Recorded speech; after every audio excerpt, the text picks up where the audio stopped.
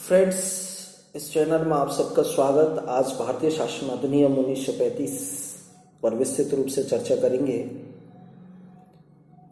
तो शुरुआत करते हैं। भारतीयों द्वारा ब्रिटिश साम्राज्यवादी सरकार से निरंतर सुधार और उत्तरदायी शासन की मांग की जा रही थी। 1919 के शासन अधिनियम इस मांग की पूर्ति नहीं कर सका। फलतः एक नए अधिनियम की मांग जोर पकड़ने लगी और इसमें सहयोग किया साइमन कमीशन ने, जिसने द्वैध शासन के क्रियान्वयन का मूल्यांकन करते हुए उसे पूर्णतः असफल घोषित कर दिया। भारतीयों ने भी नेहरू रिपोर्ट के रूप में एक संविधान की रूपरेखा प्रस्तुत की थी। गांधी जी भी निरंतर अत्याचारी कानून जैसे नमक कानूनों को सविनय अवज्ञा आनंद द्वारा तोड़कर पूर्ण स्वराज्य की मांग कर रहे थे। 3 विभिन्न गोलमेज सम्मेलनों में जो 30, 31, 32 हुए थे, उन्होंने भी एक ऐसे अधिनियम की मांग का समर्थन किया था जो भारतीयों को स्वशासन प्रदान करे और उनकी मांग और आकांक्षाओं की पूर्ति करे, जिसके परिणाम स्वरूप 1933 में भारत में भावी सुधार योजना के संबंध में श्वेत पत्र जारी किया गया, जिसके आधार पर ब्रिटिश संसद ने अगस्त 1935 में एक विधेयक पारित किया जो भारत शासन अधिनियम 1935 के नाम से जाना गया। भारत शासन अधिनियम 1935 की प्रमुख विशेषता इस प्रकार थी। नंबर 1, ये विस्तृत अभिलेख लेकिन नवीन प्रस्तावना का अभाव। यह अधिनियम एक विस्तृत और जटिल अभिलेख था जिसमें 351 अनुच्छेद और 15 अनुसूचियां थी। विपरीत हितों के समायोजन के प्रयास ने इसे जटिल और विस्तृत बना दिया।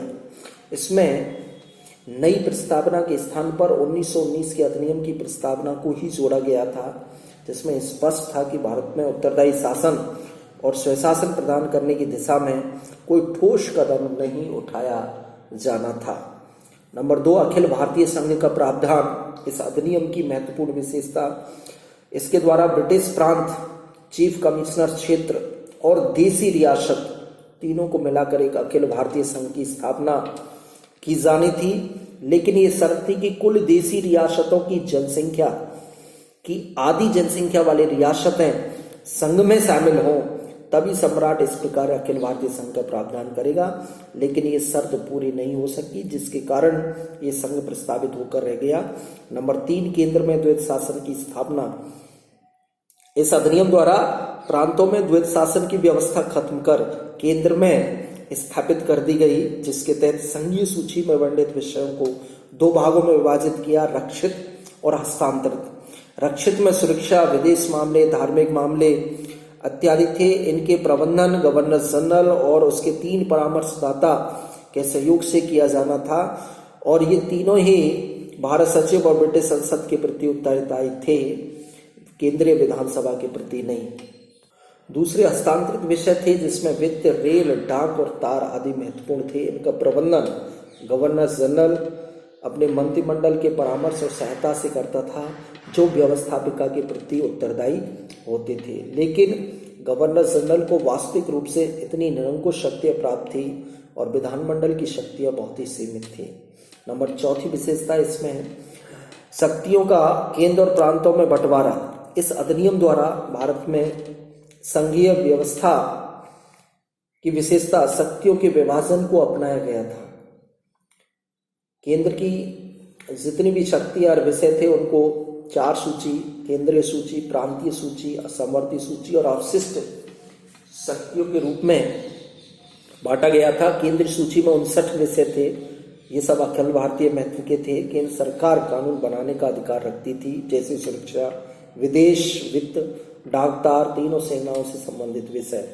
प्रांतीय सूची दूसरे नंबर की 54 विषय थे, स्थानीय महत्व के थे। प्रांतीय सरकार को कानून बनाने का अधिकार शिक्षा, स्वास्थ्य, न्याय, पुलिस, भूराजस्व, कृषि, सिंचाई आदि इसमें विषय थे। समवर्ती सूची 36 विषय थे। केंद्र और राज्य दोनों, केंद्र और स्थानीय दोनों के महत्व के थे। केंद्र और प्रांत दोनों को कानून बनाने का अधिकार था। दोनों कानूनों में विरोधाभास हो तो इस स्थिति में केंद्र का कानून सर्वोपरि था, मान्यता। विवाह, तलाक, उत्तराधिकार, श्रम, कल्याण जैसे विषय इसमें सम्मिलित थे। अब से शक्तियां गवर्नर जनरल के पास थी वह इन पर कानून बनाने का अधिकार केंद्र या प्रांत को किसी को भी दे सकता था। संघीय न्यायालय सर्वोच्च न्यायालय नहीं था, क्योंकि इसके निर्णय के विरुद्ध प्रिवी काउंसिल में अपील की जा सकती थी। भारत परिषद का अंत। इस अधिनियम द्वारा भारत परिषद, जो ब्रिटेन स्थित थी, उसका अंत कर भारत सचिव के लिए 3 से 6 परामर्शदाताओं की व्यवस्था की गई, जिनसे परामर्श लेना इसकी इच्छा पर निर्भर था। नंबर 10, संघीय रेलवे बोर्ड और रिजर्व बैंक का प्रावधान। रेलवे प्रशासन हेतु गवर्नर जनरल द्वारा नियुक्त 7 सदस्यीय बोर्ड की स्थापना की गई। मुद्रा पर नियंत्रण रखने के लिए रिजर्व बैंक का प्रावधान इस अधिनियम में किया गया। 11 लोक सेवा आयोगों का भी इसमें प्रावधान था। प्रत्येक प्रांत और प्रांतों के समूह के लिए लोक सेवा आयोग का प्रावधान किया गया था, जो लोक सेवकों की भर्ती का दायित्व निभाएगा। नंबर 12 है, गवर्नर जनरल और गवर्नर द्वारा शासन का ग्रहण। यदि किसी स्थिति में प्रांतों या केंद्र का शासन चलाना असंभव हो तो क्रम से गवर्नर और गवर्नर जनरल 6 माह के लिए आपात की घोषणा कर शासन अपने हाथ में ले सकते थे। 13, संरक्षण और आरक्षण का प्रावधान। इस अधिनियम द्वारा केंद्र में आंशिक उत्तरदायी शासन अर्थात द्वैध शासन और प्रांतों में स्वायत्तता की व्यवस्था की गई, लेकिन साम्राज्य हितों की सुरक्षा के लिए गवर्नर्स और गवर्नर जनरल को शासन में हस्तक्षेप का जो व्यापक अधिकार प्रदान किया गया था। साथ ही अल्पसंख्यकों, देशी रियासतों और लोक सेवकों के हितों के संरक्षण के लिए गवर्नर जनरल को स्वविवेकीय शक्तियां भी दी गई थी। इस प्रकार इन प्रतिबंध और सीमाओं यानी संरक्षण और आरक्षण द्वारा वास्तविक स्वशासन को मर्यादित और सीमित किया गया था। 1935 के अधिनियम का मूल्यांकन। इस अधिनियम के भारत के हित में सुपरिणाम इस प्रकार थे। इस अधिनियम के द्वारा 11 प्रांतों में अप्रैल 1937 में चुनाव हुए, जिससे भारतीयों ने प्रांतों में शासन का एक व्यावहारिक प्रशिक्षण प्राप्त किया। नंबर 2, जिन प्रांतों में मिलीजुली सरकारें बनी, उन्होंने सामूहिक उत्तरदायित्व की भावना का विकास कर स्वस्थ परंपरा का शुभारंभ किया।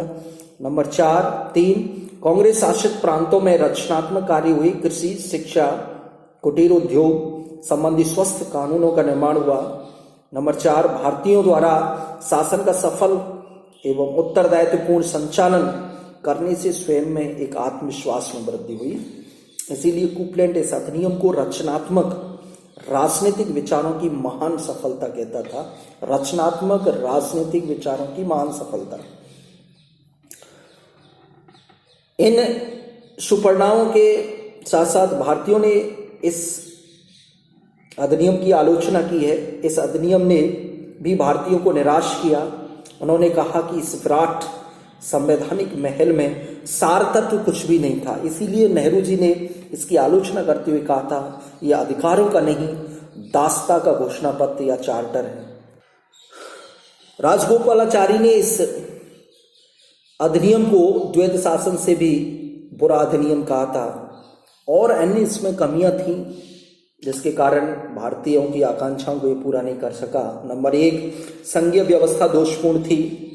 ब्रिटिश प्रांतों को अनिवार्य और देसी रियासतों की इच्छा पर इसमें शामिल होना था, इसीलिए देसी रियासतें इसमें शामिल नहीं हुई और ये व्यवस्था केवल कागजी बन के रह गई। नंबर 2, गवर्नर और गवर्नर जनरल को निरंकुश शक्तियां प्राप्त थी। गवर्नर जनरल इस विधान को स्थगित कर सकता था, संघ को भंग कर सकता था, साम्राज्य हितों की रक्षा हेतु उसे विशेष उत्तरदायित्व स्वविवेकीय शक्तियां प्राप्त थी। नंबर 3, केंद्र में द्वैध शासन की स्थापना भी भारतीयों को कोई वास्तविक शक्ति प्रदान नहीं करा सका। नंबर 4, प्रांतीय स्वायत्तता सिद्धांत रूप में आकर्षक थी, लेकिन व्यावहारिक रूप में मंत्रिमंडल उतनी ही शक्तियों का उपभोग करते थे जितनी गवर्नर उन्हें प्रदान करता था, अर्थात वो गवर्नर की कृपा पर ही अपने कार्य कर सकते थे। नंबर 5, सांप्रदायिक निर्वाचन प्रणाली का विस्तार करके फूट डालो राज करो की अपनी नीति को आगे बढ़ाया, जो भविष्य में भारत के लिए विभाजन के रूप में एक खतरनाक नीति साबित हुई। इस प्रकार दोस्तों, मैंने पहले भी 1935 के अधिनियम को डाला था, लेकिन उसकी क्लियरिटी नहीं होने के कारण मैं दोबारा इसको पोस्ट कर रहा हूं।